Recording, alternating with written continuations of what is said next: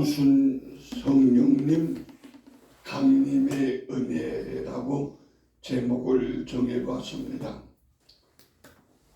오순절에 성령님이 강림하셨습니다. 부활하신 예수님이 승천하시고 40일 동안 세상에 계시다가 승천하시고 10일째 되는 날이 40일 계시다가 승천하시고 10일째 되시는 날, 그게 바로 오순입니다. 그래서 우리는 이 오순절이라고 하면서 성령 강림을 기억하고 있습니다. 강림이라고 하는 것은 신이 하늘에서 인간 세상으로 내려온다고 하는 의미입니다. 성령님 강림의 모습이 사도행전 2장에 기록되어 있는 걸 저희들이 읽어보았는데, 보면은 한 곳에 모여 있었다. 왜 한 곳에 모여 있었나? 예수님께서 그렇게 하라고 때문에 그렇게 한 것입니다. 순종입니다. 바람 같은 소리가 온 집에 가득했다고 합니다. 귀로 들을 수 있는 그런 모습입니다. 불의 혀처럼 갈라지는 것이 보였다. 눈으로 볼 수 있었다고 하는 것입니다.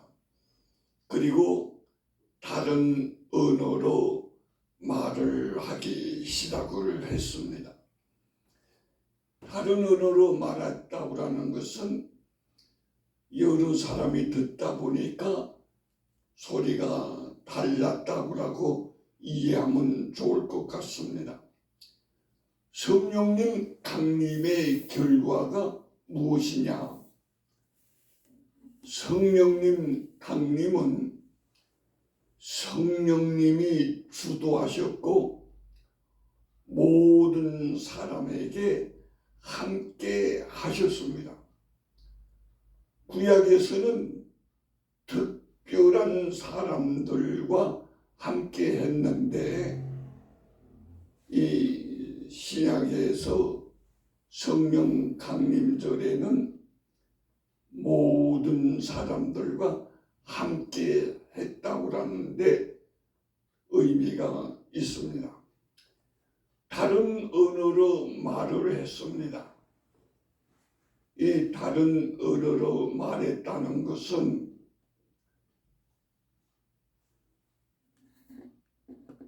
고린도 전서에 기록되어 있는 그 방언과는 좀 다름이 있습니다.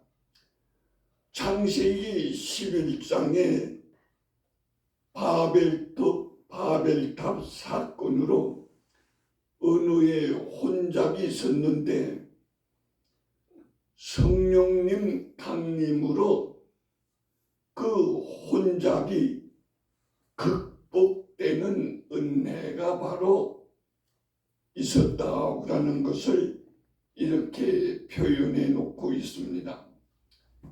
그래서 사도행전 2장에 기록되어 있는 이 방언은 사람이 알아들을 수 없는 말이 아니라 여러 나라의 사람들이 왔는데 전부 다 그들이 알아들을 수 있는 말이에요.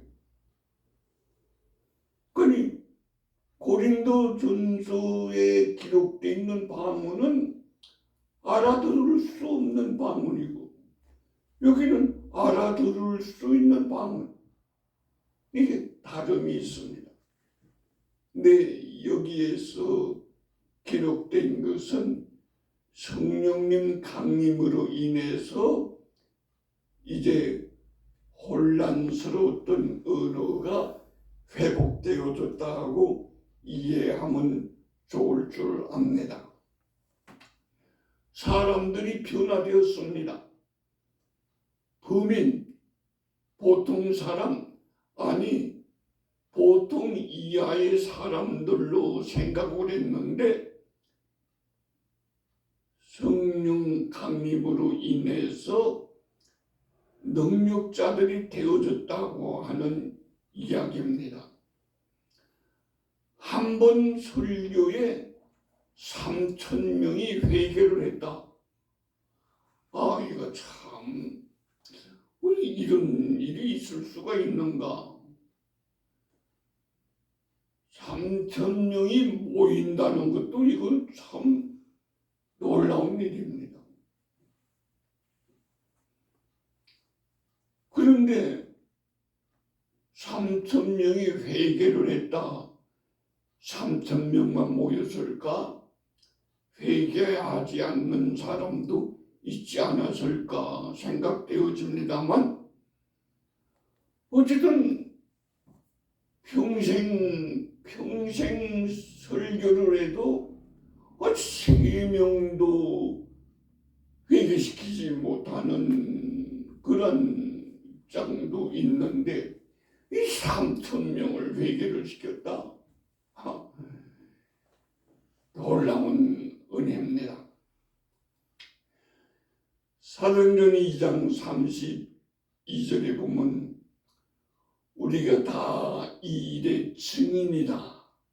이제 이들이 은혜 받은 성령 강림으로 인해서 은혜 받은 사람들은 증인이다.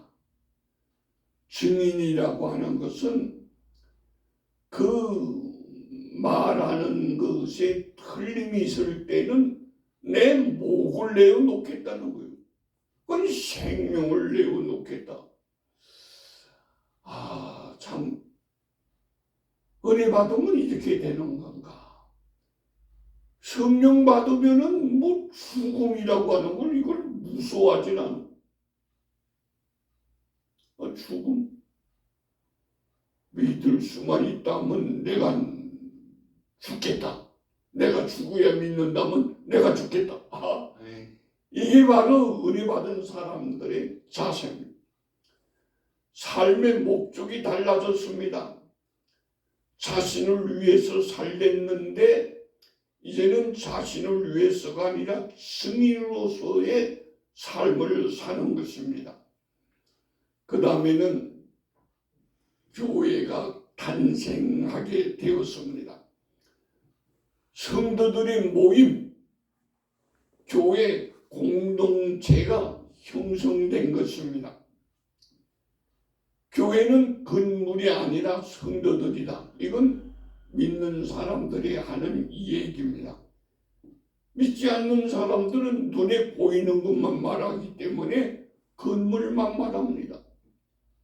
그러나 믿는 사람들은 건물은 건물이고 예수를 믿는 사람들이 모여 있는 모임, 다시 말하면 예배드릴 수 있는 사람들이 그게 바로 교회다.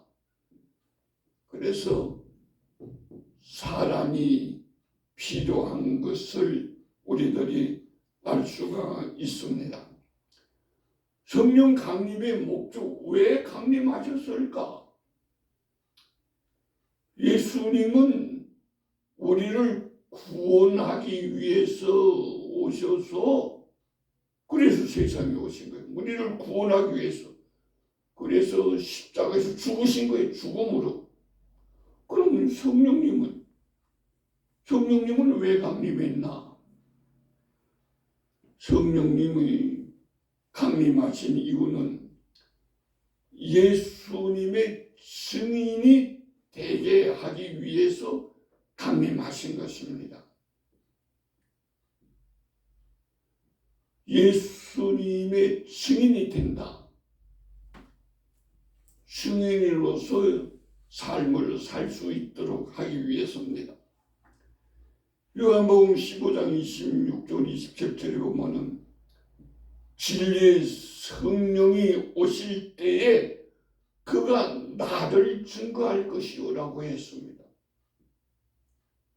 나를 증거한다. 누구? 예수님을 증거한다고 예수님께서 친히 말씀해 주었습니다.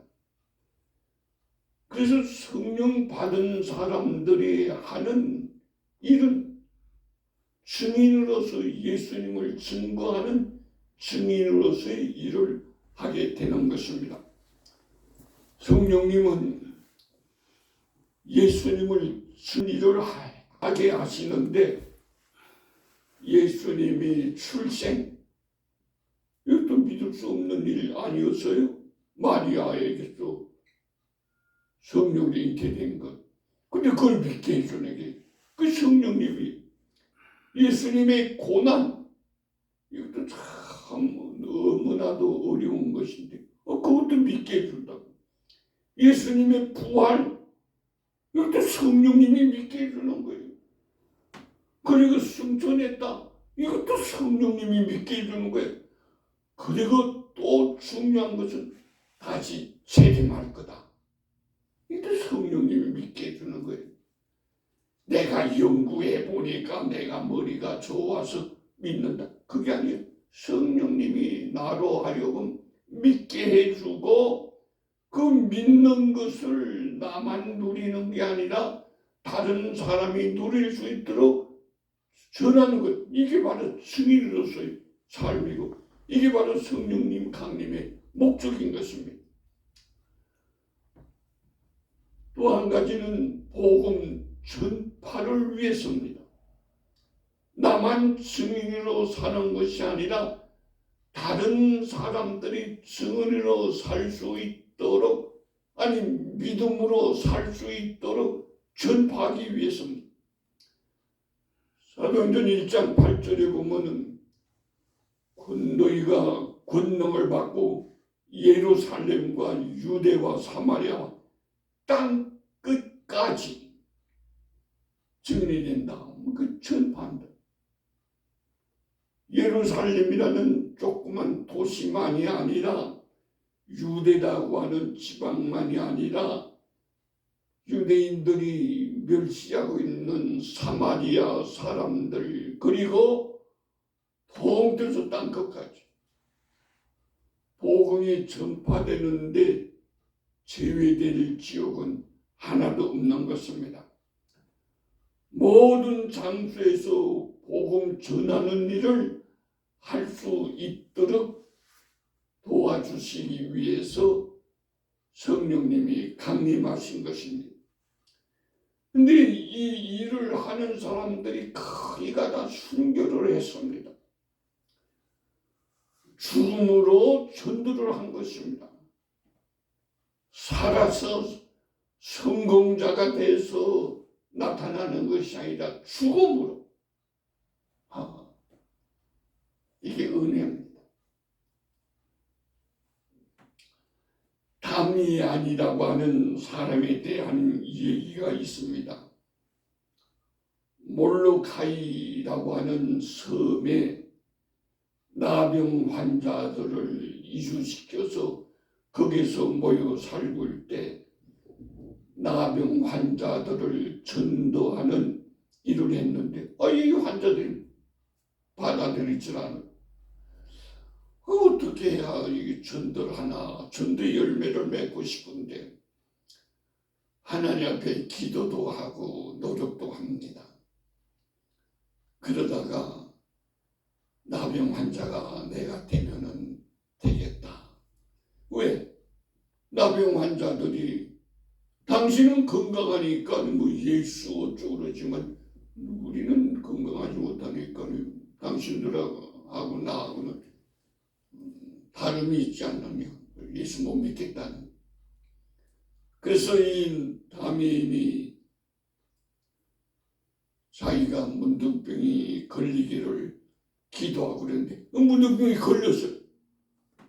다른 사람은 같으면 문둥병이 걸려서 아이고 큰일 났다 나 문둥병이 걸렸다고 하고 무서워할 텐데 오히려 다음에는 좋아하면서 운동병자들한테 이 얘기를 합니다.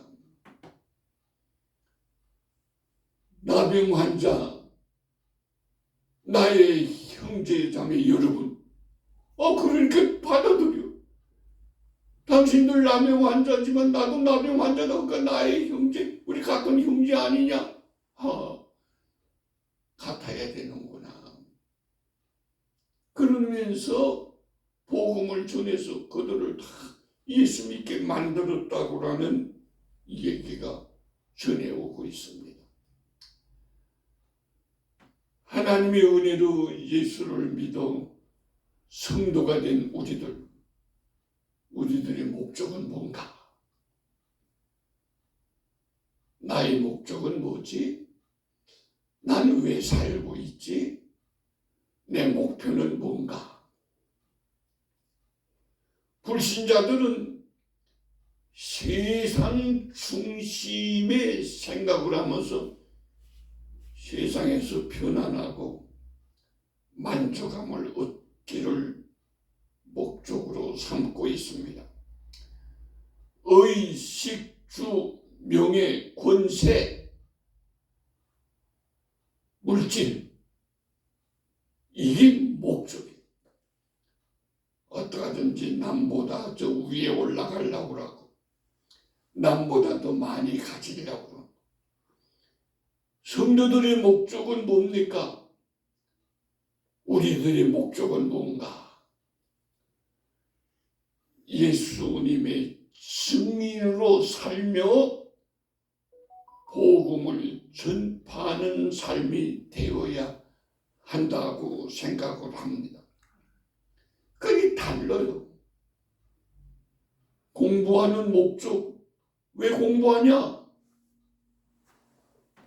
야, 공부해서 남주냐? 근데 포항에 있는 한동대학이라는 대학은 그 교훈이라고 할까? 그걸 뭐라고 하면 배워서 남주자. 야, 배워서 남주냐? 그 열심히 공부해. 그렇게 교육을 받는 사람과 배워서 남주자 하는 교육을 받는 사람과는 일생이 다릅니다. 그 한동대학에는 신학과가 없어요. 근데 배워서 남주자고 하는 교훈으로 교육을 시킨 그 교육을 받은 학생들 중에서 선교사로 나가는 사람들이 왜 그렇게 많은지 몰라. 배워서 남주자. 돈 벌어서 남주자. 돈을 왜 벌려고 그러냐? 남주기 위해서. 나를 위해서가 아니라 남을 위해서. 약한 사람들을 위해서. 이게 목적이 되어줘야 됩니다. 근데 믿는다고 하면서 이 목적이 잘못되는 사람들도 가끔 있습니다. 그건 참 안타까운 일이죠.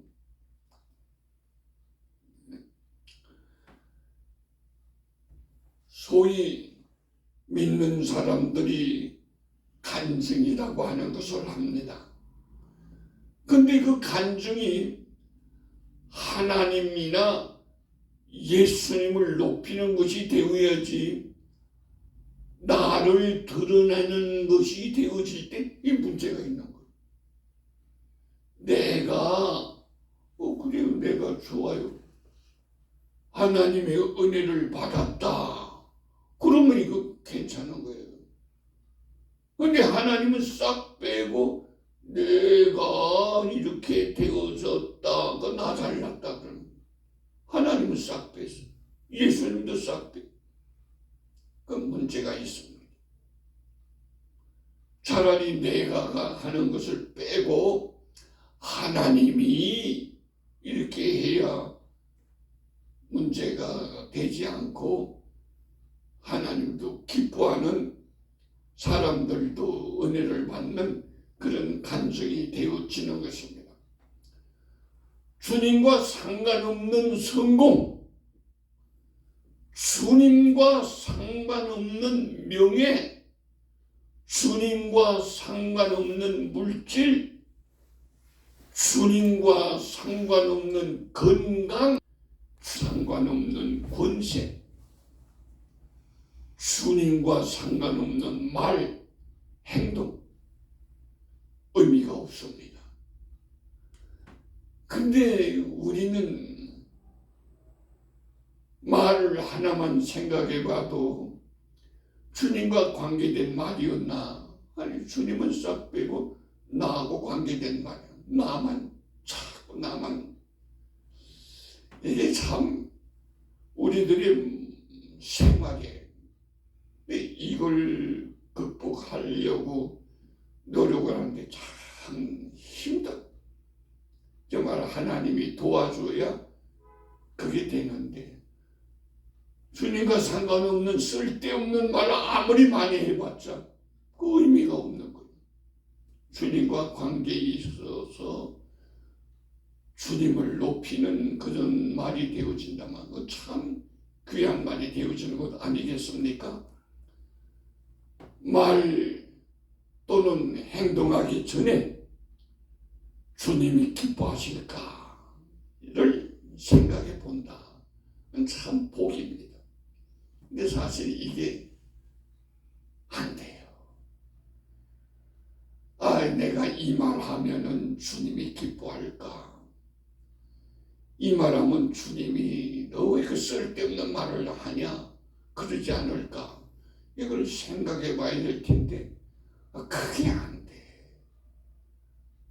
그걸 주님을 늘 생각하게 되면 그게 될 수 있을 텐데, 그게 필요한 거예요. 은혜 받아 성도가 된 우리들, 예수님을 전하는 증인의 삶을 삽시다. 아멘. 복음을 전파하는 존재. 그것도 뭐냐 너는? 나는 복음을 전파하는 존재. 이것이 되기를 원하시면 아멘 합시다. 아멘. 결심하는 마음으로 찬송가 505장 온 세상 위하여를 부르도록 합시다. 이 온 세상 위하여. 온 세상 위하여. 온 세상 위하여.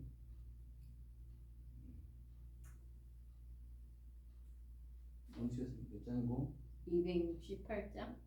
268장.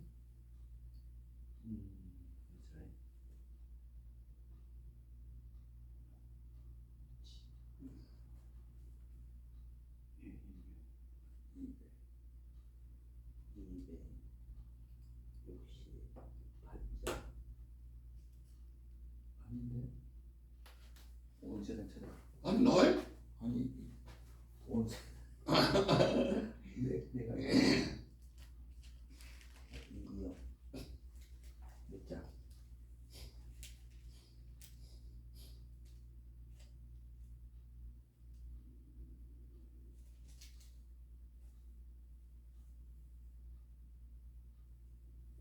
(268장인데) 그건 아니야.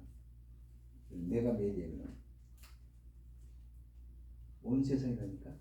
선생님 온 세상 위하여 168장? 268장. 268장.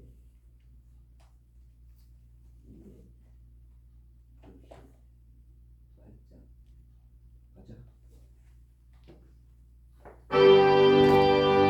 온 세상 위하여 나 복음 전하니 만 백성